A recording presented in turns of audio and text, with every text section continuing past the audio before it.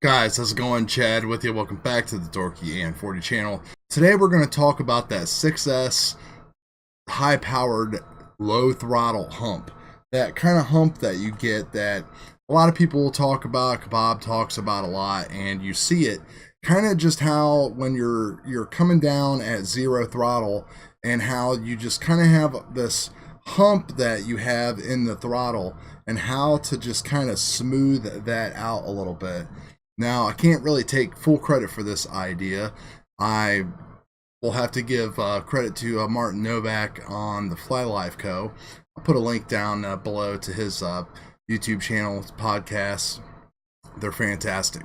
But what he has been bringing up a couple times in some of his videos is talking about raising his min throttle or his idle percentage to very high numbers.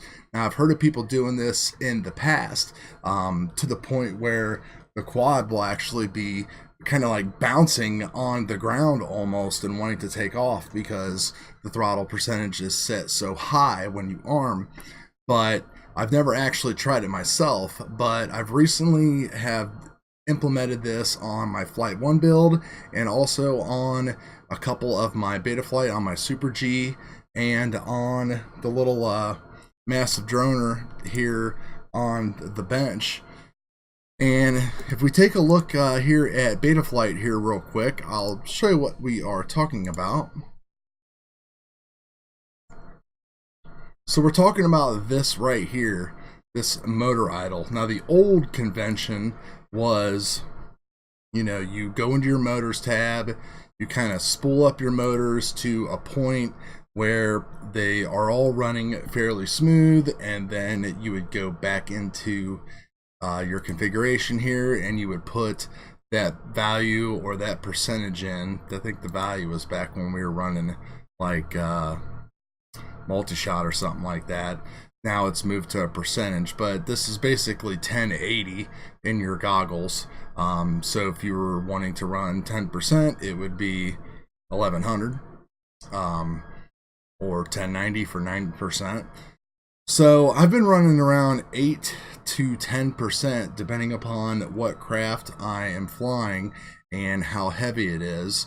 It's kind of something that you might want to play around with.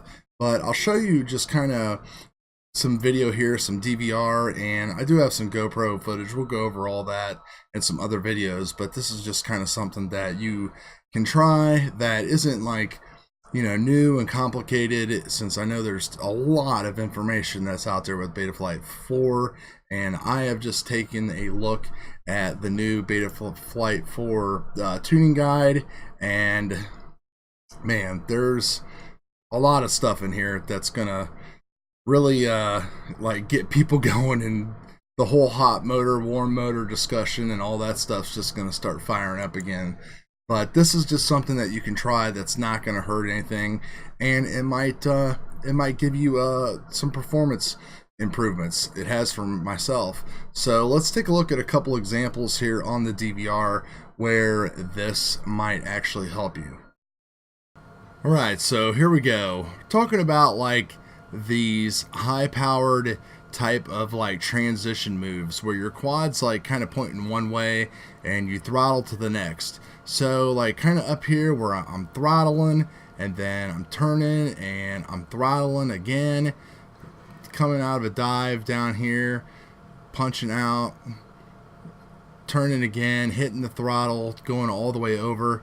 So what I have is a really good response here, and that is because my motors at zero throttle just aren't spooling down like all the way. So I'm almost in, they're basically 10% powered up already and spinning at 1100, and I'm only going to be using say 17 to 1800 on our scale, so I'm only going to be using 70 to 80% of the power that I have available to me. So you can just kind of see how it's just there, and just it's just like a turbo boost. It's like ready to go. And this is on the Flight 1, my Source 1 that I have, and this is a 6S. It's a 2306 or 2307, can't remember what the stator size is, and it's a 1750 kV. So, you know, it's a bigger, low power, torqueier motor. So, you know, I'm kind of giving it like an assist, kind of. So let's take a look at what that looks like on the... So again, I apologize for no GoPro, but it'll be here soon. And well, not on the massive droner, but just in moves like this where I am increasing and decreasing the throttle like rapidly, like it has that value set at 9 has that value set at 9 or 9%. So it's very high compared to the 6.5-6% that I used to run. And I even notice a difference here on this with, you know, even on a 3-inch with a 4S 850 battery, that it's just instant power delivery. Like there, it's just helping out big time. And by the way, this little 3-inch, I don't talk about it a lot, but man, this thing was just flying super smooth today on the RC2 on Betaflight 4. So we definitely got more talk to do about this, but you can just see just how fast and sharp and crisp this thing is with minimal tuning and pretty much everything on the defaults. There's really not a lot of changes except for that degain and demin stuff. So Mark just did a video on that, UAV Tech, so shout out to him as well.